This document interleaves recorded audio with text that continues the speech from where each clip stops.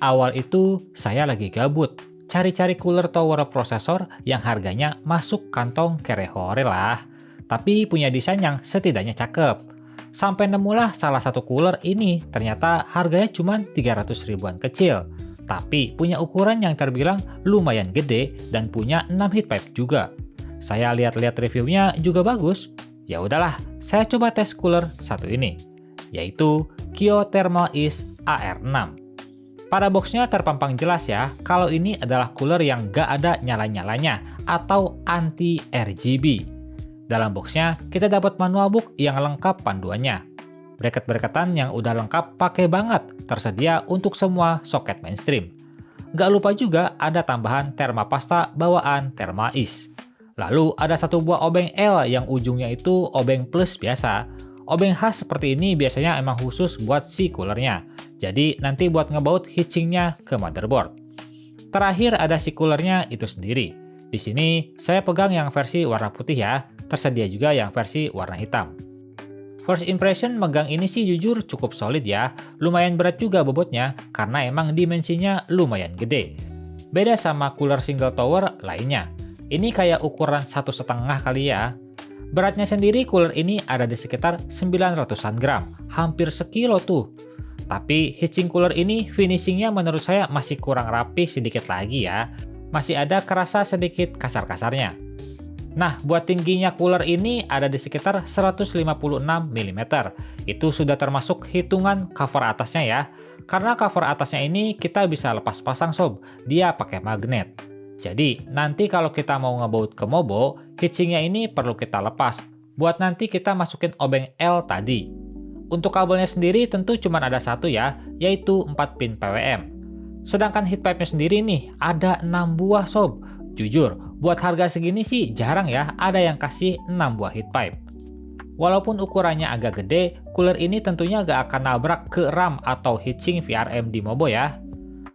Lanjut untuk spek lengkapnya sendiri saya akan cantumkan di layar kaca. Baiklah, kita pasang langsung yuk ke test bench seperti biasanya. Untuk pemasangan jujur ini kamu perlu baca dulu manual booknya sob. Karena baut-baut yang dikasih Kyo ini lumayan banyak dan cukup ngebingungin. Baca aja bagian part-partnya di sini. Untuk A itu yang mana, bagian B itu yang mana, dan seterusnya. Karena bagian plastiknya pun gak ada tulisan sama sekali. Biasanya di plastiknya ini suka ada tulisan untuk soket tertentu. Nah, buat AMD cuma perlu 3 ini aja sih, sisanya bisa disingkirkan. Tinggal pasang aja dudukan yang hitam ke Mobo ini. Lalu baut bracket besinya. Kasih pasta ke prosesor. Ini pastanya sama kayak cooler yang pernah saya tes sebelumnya ya, yaitu si Kyo DL6.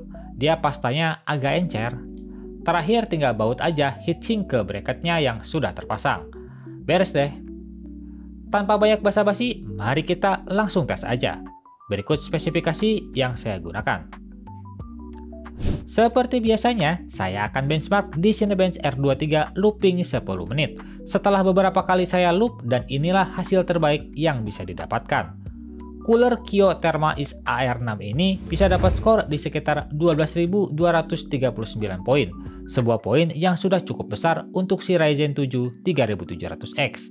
Sedangkan suhunya sendiri, cooler ini bisa handle prosesor dengan suhu idle di sekitar 37,6 derajat dan maksimal suhunya di sekitar 76,6 derajat Celcius.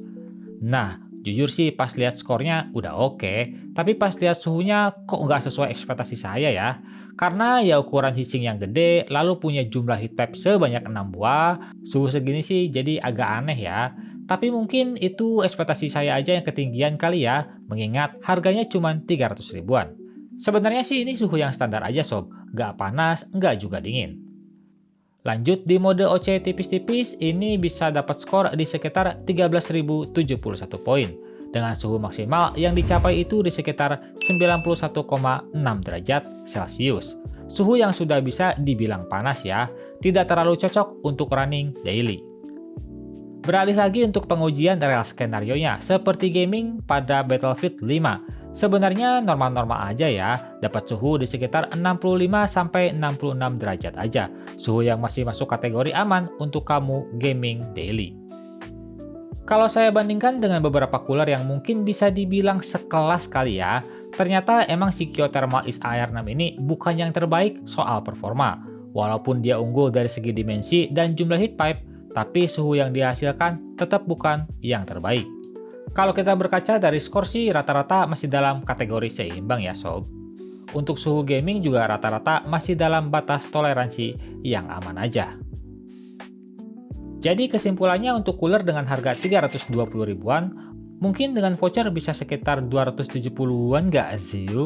Cooler ini emang cocok ya untuk kamu yang cari penampilan atau desain yang cakep, clean, dan berisi.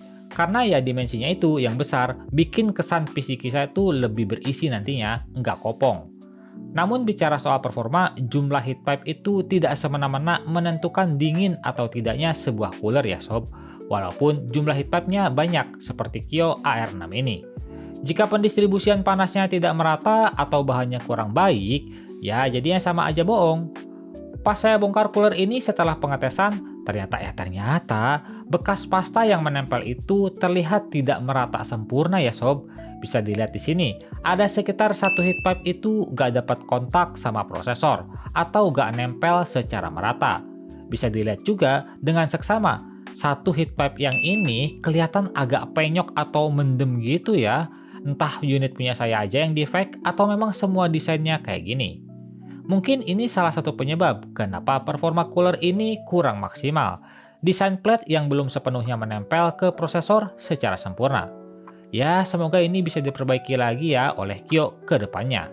Biar apa yang kita dapat secara spek itu bisa dirasakan juga secara maksimal performanya. BTW cooler ini punya garansi 5 tahun ya sob. Agak aneh juga ya, cooler ginian garansinya 5 tahun, buset. Udah kayak power supply aja, hehehe. Buat yang berminat, linknya sudah saya cantumkan di deskripsi. Like video ini kalau kalian suka, nggak usah di-like juga gak apa-apa, tapi minimal tinggalkan jejak kalian di bawah soal cooler bongsor ini.